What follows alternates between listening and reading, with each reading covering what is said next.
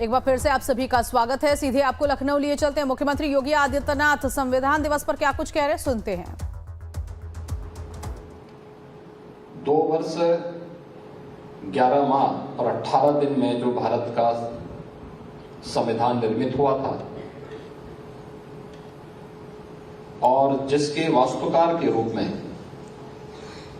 भारत माता के महान सपूत बाबा साहब डॉक्टर भीमराव अंबेडकर जी ने मेहनत की थी, आज उनके द्वारा बनाए गए संविधान को 75 वर्ष पहले भारत ने अंगीकार किया था।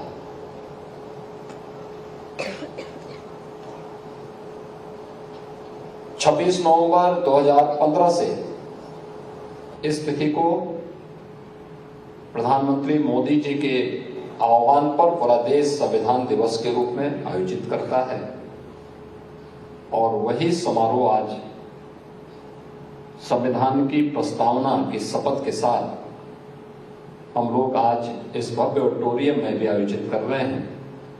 मैं सबसे पहले आप सबको भारत के संविधान दिवस की और इंस्टीट्यूट को अपना नया ऑडिटोरियम मिलने की हृदय से बधाई देता हूं। हम सबको इस बारे में ध्यान रखना होगा कि सुशासन की पहली शर्त होती है कि वहां पे कानून का राज हो। कानून के राज के लिए आवश्यक है कि संविधान की भावनाओं के अनुरूप देश के सभी संवैधानिक संस्थाएं कार्य करें। वे अपनी लक्ष्मण रेखा को भी माने और समयबद्ध तरीके से एक पीड़ित को न्याय मिल सके, इस दिशा में पहल करें और अपने स्तर पर ईमानदारी पूर्वक प्रयास करें। लेकिन बहुत बार होता क्या है, निर्दोष व्यक्ति सजा पा जाता है और दोषी व्यक्ति पूरी तरह अपराध से मुक्त होकर के, स्वतंत्र होकर के समाज की व्यवस्था को चुनौती देता है। समय के अनुरूप अपराध की प्रकृति भी बदली है। जब भारत के अंदर ये सभी कानून बने होंगे, उस समय की परिस्थितियां, उस समय की सामाजिक परिस्थितियां, उस समय की राजनीतिक परिस्थितियां कुछ और थी। ये देश स्वतंत्र था,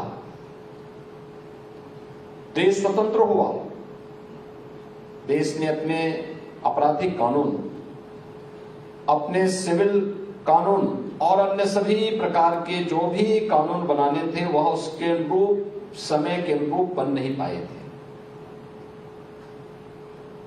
और फिर वह विसंगति हमें हर स्तर पर देखने को मिलती थी। भारत के संविधान ने भारत के हर नागरिक को भारत के अंदर सरकार बनाने के लिए समान मताधिकार की शक्ति प्रदान की, बिना भेदभाव के। न जाति का भेद है, न क्षेत्र का है, न भाषा का है, न लिंग का है, किसी भी प्रकार का कोई भेदभाव नहीं है।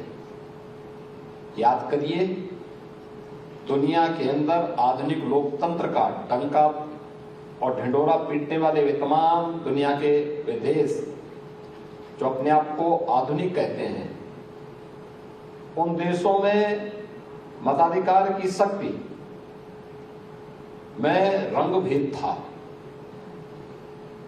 लिंग भेद भी था।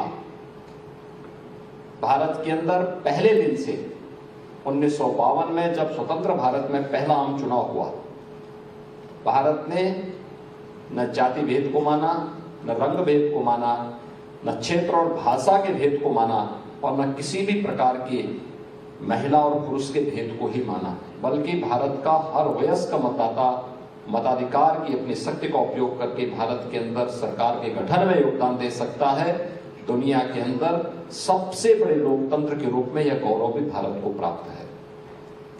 अगर भारत ने यह ताकत भारत के प्रत्येक नागरिक को दी है, तो फिर भारत के हर नागरिक के साथ जो ताकत है उसको समान रूप से न्याय प्राप्त करने का भी अधिकार होना चाहिए। और हम सब आभारी हैं कि अभी हाल ही में आदरणीय प्रधानमंत्री जी की प्रेरणा से भारत ने अपने 3 नए कानून एक 1 जुलाई 2024 से लागू किए हैं, जिनमें भारतीय न्याय संहिता 2023, भारतीय नागरिक सुरक्षा संहिता 2023 और भारतीय साक्ष्य अधिनियम 2023, ये 3 नए कानून आज भारत ने लागू कर दिए हैं। यानी इनके पीछे ही भाव क्या है? ये आपराधिक संहिता नहीं, दंड संहिता नहीं, बल्कि न्याय संहिता है। ये नागरिक सुरक्षा की संहिता है।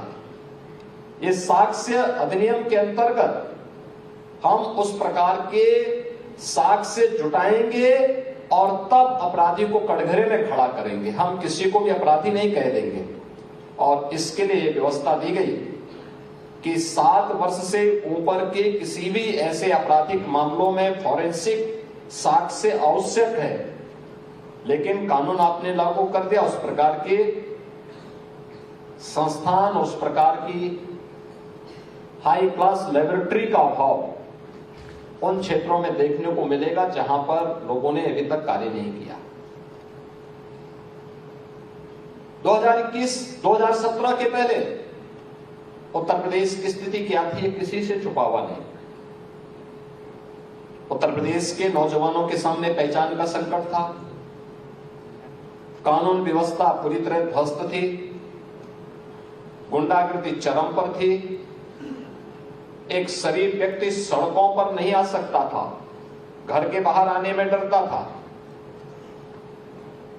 दुर्दांत अपराधी और माफिया स्वच्छंद होकर के पैरेलल समानांतर सरकारें संचालित करते थे। और दुष्परिणाम था कि उत्तर प्रदेश के नौजवानों के सामने भी, उत्तर प्रदेश के नागरिकों के सामने भी पहचान का संकट था। उस समय जब ये दहेज तो उत्तर प्रदेश के अंदर, देश की सबसे बड़ी आबादी के राज्य के अंदर सरकार का संचालन करना है, मुझे दायित्व दिया गया, तो मेरे सामने सबसे बड़ी चुनौती यही थी कि हम उत्तर प्रदेश को दंगा मुक्त, गुंडा मुक्त, माफिया मुक्त कैसे करेंगे। क्योंकि उत्तर प्रदेश में तब उत्तर प्रदेश पुलिस, जो दुनिया का सबसे बड़ा पुलिस, सिविल पुलिस रखता है, उसमें से आधे से अधिक पद खाली थे। पुलिस की भर्ती की प्रक्रिया को पारदर्शी तरीके से संपन्न भी करना है, कैसे होगा। और फिर जब सरकार ने कार्य करना प्रारंभ कर दिया, और हम लोग हमेशा इस बात को मानते कि जहां चाहा वहां राह, अपने आप रास्ता बनता गया। 1,54,000 से अधिक हमने पुलिस कार्मिकों की भर्ती की, पूरी पारदर्शी तरीके से की। अभी हाल ही में आपने देखा होगा 60,200 पुलिस कार्मिकों की नई भर्ती की प्रक्रिया उत्तर प्रदेश के अंदर हम लोगों ने संपन्न की है। और ये प्रक्रिया कितनी पारदर्शी तरीके से हुई है। 50 लाख एप्लीकेंट थे और पूरे शानदार तरीके से पूरी परीक्षा संपन्न हुई है, परिणाम भी घोषित हो गए हैं। ये सारे कार्यक्रम आगे बढ़ रहे हैं। अब प्रदेश के अंदर जिस रूल ऑफ लॉ की बात की जाती है, उसके लिए उस प्रकार का माहौल पैदा करने के लिए उस प्रकार का वातावरण हमें तैयार करना है। कैसे कार्य होगा? तब हम लोगों को लगा कि नहीं, हमें प्रदेश के अनुरूप अब पुराने ढर्रे से हट करके, लीक से हट करके कुछ कार्य करने होंगे। उत्तर प्रदेश के अंदर तब फॉरेंसिक जो लैब्स थी हमारे पास मात्र 4 स्थानों पर थी। हम उसको बढ़ा करके आज हर जोन स्तर पर हमारे पास एक एक अच्छी लैब्स बन करके तैयार हो चुकी है। हम उसको रेंज स्तर पर भी लेके जा रहे हैं, यानी 18 रेंज है, वहां तक हम पहुंचा रहे हैं। साइबर थानों की स्थापना उत्तर प्रदेश के अंदर केवल 2 थी, एक गौतम बुद्ध नगर जनपद में, एक लखनऊ में। हमने पहले चरण में कहा कि भाई इसको कम से कम 18 रेंज में लेके तो जाओ। 18 रेंज में ले गए, फिर 75 जनपदों में ले गए, और अब प्रदेश के अंदर सभी जो हमारे 1775 थाने हैं उन सब तक हम लोगों ने आज के दिन पर एक एक साइबर हेल्पलाइन भी वहां पर स्थापित कर दी है, जहां पर हम लोगों ने Uttar Pradesh state institute of forensic sciences की स्थापना की है। ये लैंड कभी उत्तर प्रदेश पुलिस की ही थी, लेकिन प्रदेश के अंदर बीच का जो अंधकार का युग था, उस कालखंड में लखनऊ के एक बड़े दुर्दांत भू माफिया ने इस लैंड को अपने नाम पे करा दिया था। और कितनी लाचारगी थी कि मेरे पास उत्तर प्रदेश के तत्कालीन पुलिस महानिदेशक एक फाइल लेकर के एक दिन आए। उन्होंने कहा, साहब उत्तर प्रदेश पुलिस की एक लैंड है और उस पर एक भू माफिया प्लॉटिंग कर चुका है। तो संविधान दिवस पर मुख्यमंत्री योगी आदित्यनाथ